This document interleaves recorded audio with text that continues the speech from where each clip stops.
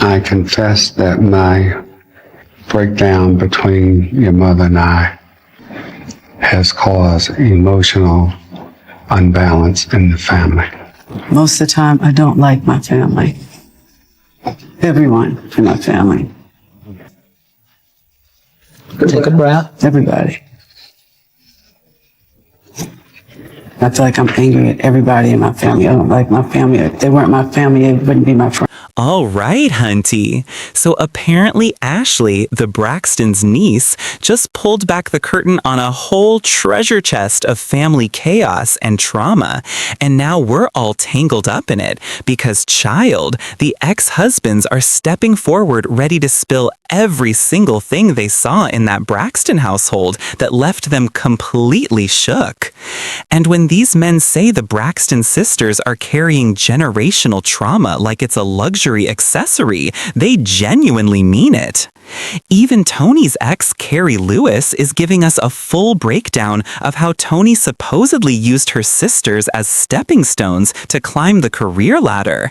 And he's spilling all the tea about why the sisters, especially Tamar and Tawanda, can barely tolerate being in the same room together. Well, Tamar, you had me thinking I was crazy too. I see, what? It felt like a surviving Tamar moment. They always talk about how, women is being mentally abused and physically abused. Men get mentally and physically abused too. Cause she socked me in my jaw before. You feel me? And I'm sure Jeremy got before and got their head cracked. Okay. And them gas station pills, yeah. You gotta do something to stay afloat, huh? Look, every family has its drama. We get that. But honey, the Braxtons take it to a whole new level. And if we want to understand why this sister situation became such a disaster, we need to go back to the beginning. Evelyn and Michael Braxton Sr., the parents who started this cycle, were front and center when Ashley finally spoke up about one of her aunt's husbands having a completely inappropriate relationship with her. The family's response, both back then and now, Child, said it all. When Ashley was just 16, literally a child, the family put all the blame on her and distanced themselves as if she'd done something wrong. She felt so abandoned and isolated that she moved to another country just to escape. And when she shared her story on TikTok, did the family support her? Not at all. According to Ashley, only Tamar reached out. Now, before anyone says anything, please let it be known and let it be clear that as I am in this journey and in this process, and as I'm healing and trying to understand all of this stuff, that it feels really good to have a family member behind me. Tamar liked Ashley's post and reconnected, since apparently Tamar had been keeping her distance too while healing from eerily similar trauma. But what about the other aunties? Nada. Not a text, not a DM, nothing. You'd think Grandma Evelyn would be horrified about what happened to her granddaughter. Still nothing. Ashley even revealed her own father, Mikey, sent her a cease and desist letter threatening to sue her if she went public. That's just cruel and vile. And the telling part?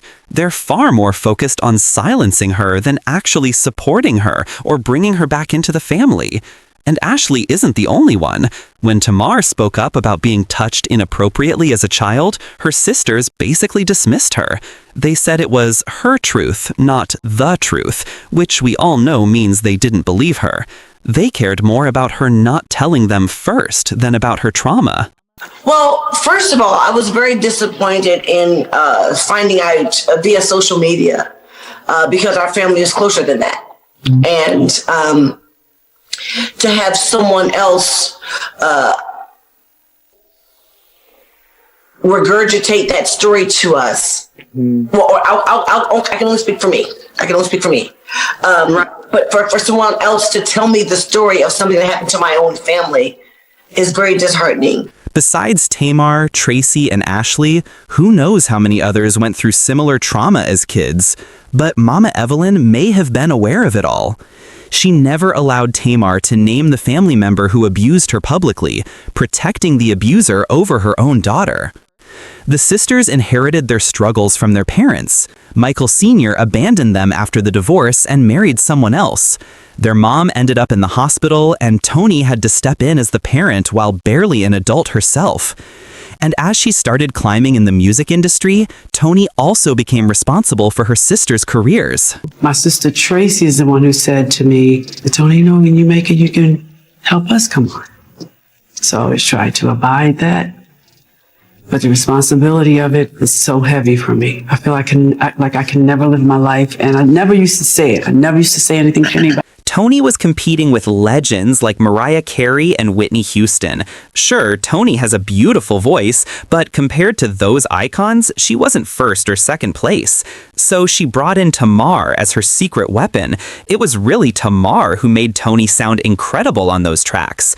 Tamar acted as Toni's personal assistant, and Trina sang backup vocals. But when Tamar wanted her own spotlight, the tension exploded. Their girl group couldn't function because the sisters were constantly clashing. Then, when Tamar started dating Vince, he landed them a reality show. Tawanda thought it would benefit everyone, but Tamar became the breakout star. She got a solo career, spin-offs, and a daytime talk show. According to Tawanda's ex-husband, Andre, that's when resentment really took root. You felt guilty because you know how you've been acting. And however, excuse me, let me finish because I let you talk. Thank you. I will. And I will. And I will. And yes. So, and then you decided that, you know, you wanted to say something, like you just couldn't let him say something nice about me. Do you think you've been the same exact person?